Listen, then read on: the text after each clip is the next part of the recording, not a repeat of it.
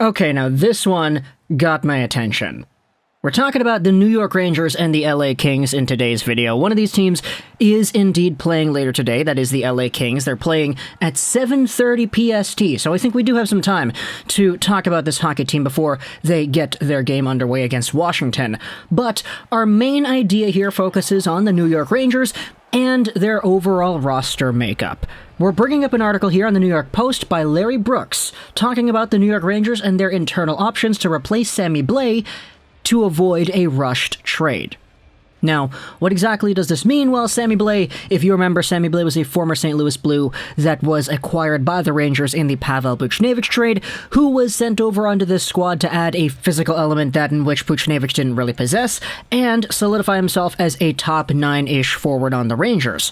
He was honestly okay at doing that, but the problem with Sammy Blais is that he had a collision with PK Subban the other day, and now he is going to be out for the season.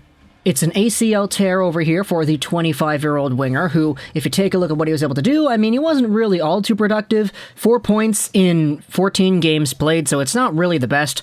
However, he did play on the top line in the last few games that he had before he got sidelined with his season-ending injury. However, because Blais is now out, it leaves a pretty big hole for the New York Rangers in terms of their roster makeup. Yes, I know you have other guys too. You've got Cheadle, you got the top 6 of Kreider, Kakko, Zibanejad, Lafreniere, etc.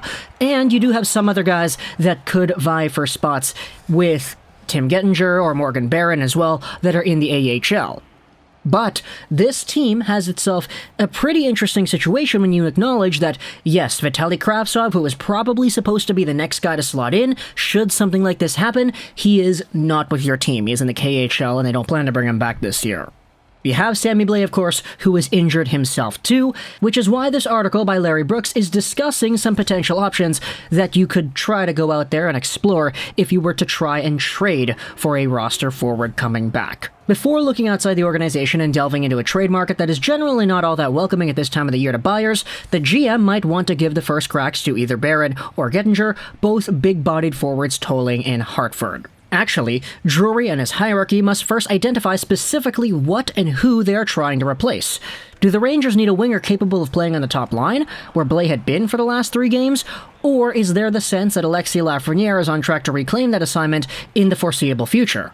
Or instead, do they need a physical presence to slot in on the third line, which is where Blais had been protected to play and had spent the earlier portion of the season? This next sentence is kind of why we're even making this entire video over here. Independent of this situation, the Kings have assigned 22-year-old center Gabe Villardi to the AHL. The 11th overall selection of 2017 would merit interest, perhaps even in a swap for Vitali Kravtsov's rights. Could we see a Gabe Villardi, Vitali Kravtsov trade switcheroo right here? This is kind of why I wanted to talk about this in this video over here, because both of these guys right here are ones that I've actually had some pretty high expectations for, and that I've been mostly on the up and up about. For Kravtsov, I always thought he was going to be a great player, especially since his playoffs in 2018. It was just really unfortunate seeing how his development curve was going down. And for Gabe Villardi, you cannot fault the guy in the slightest for all the injuries that he sustained. But now you take a look at where these two players are on their organizations, and whether or not a trade-like scenario would actually make sense for either club. Let's start off with Kravtsov here first and foremost, because we had discussed this guy so many gosh darn times on this channel already that I think it's kind of getting boring going over his whole story. But he was a top pick in 2018. He really did not live up to the expectations that were set upon him as a 9th overall pick, playing in the KHL, playing in the VHL, eventually making the NHL last season with 4 points in 20 games played. This year, he was sent back down to the AHL because the team wanted to keep Libor Hajek on the blue line, and Kravtsov said no. Now he's in the KHL again with 3 points in 3 games played, and what? There's an incentive out there that says that he wants to be traded. He would be okay with playing in any AHL team that is not the New York system. He just does not want to be here. He had had mixed signals before. Those were documented as well. It's just been a very strange development path for Vitali Kravtsov, and one that is really similar to 2017 New York Rangers top 10 pick Lias Andersson, and how he was frustrated with the team and how he didn't want to play for them, etc., etc. He gets traded to the LA Kings, actually, for a draft pick that becomes Will Coyle.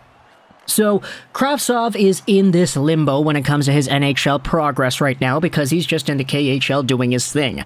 Dangling by guys and scoring goals, it's been pretty good for Kravtsov, but as a Rangers fan, all you can do is look at it and say, okay, well, what does that serve for us? He's not going to play here. He is just, at the very least, driving up his trade value. Where exactly are we going to go with this player? And then you look at Gabe Vilardi on the other side. He was a top pick in the year before, 2017.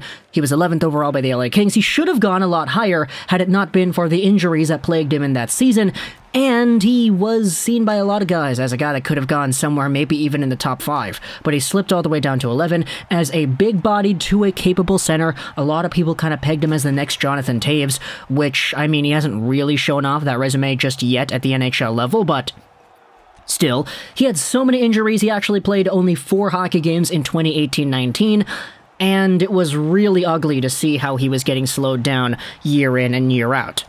Eventually, he played his full first NHL season in 2020-2021, getting 23 points in 54 games played in the shortened year, which was not bad, especially for an LA Kings team that wasn't really great. This season, though, 1 goal, 7 games played, the stacked Kings center core that we thought they were going to have with all the guys like Byfield and Turcotte, etc., it's not really been explored all too much just yet, especially with the arrival of Philippe Deneau. That guy has absolutely broken out on this LA team. But now you have yourselves this Gabe Vilardi who has gotten sent down to the AHL.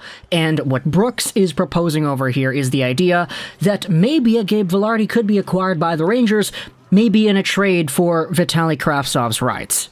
Now, this is actually kind of interesting because, as we noted, the last time the Rangers had a guy that was a top pick, that was disgruntled with the organization, that yeeted off to Europe and did not want to play for the Rangers, only to get traded, was that Elias Anderson with the LA gosh darn Kings. And that return was only a second.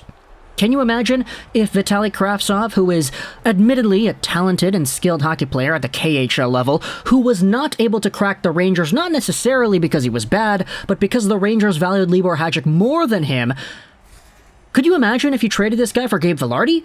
I personally do not think that the value right here is all too equal. If it were up to me, I'd say that Gabe Vilardi, because he is, at the very least, a center already in the same age range, would be seen as a tad more valuable, because at the end of the day, I mean, take a look at the NHL numbers right here.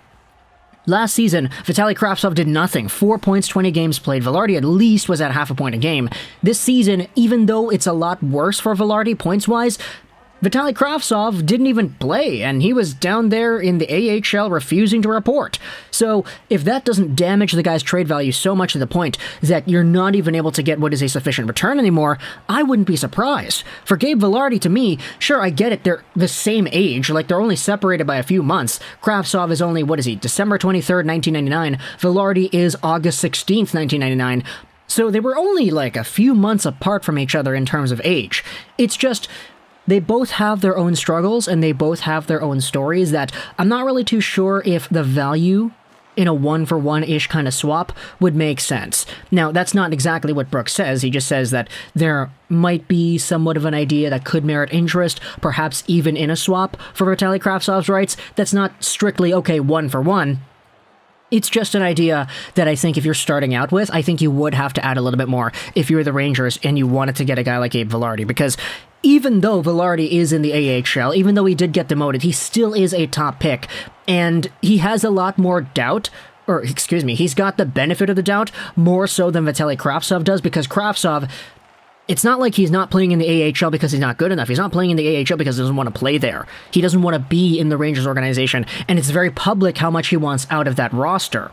So, Vilardi has a lot more value, and there's a lot more leverage on the LA side, because Vilardi, you could just argue, okay, he hasn't been fully himself the past few years, and maybe this season it's just been a really slow start. Maybe this season he just hasn't had it together. This season there's a lot of other centers on the team that are doing well, so it's circumstantial for Vilardi. There isn't that degradation that Vitali Kravtsov might be suffering from because of his unwillingness to play with the Rangers anymore. So, that's kind of my 2 cents about the entire trade idea over here. Talk to me in the comments, what do you think?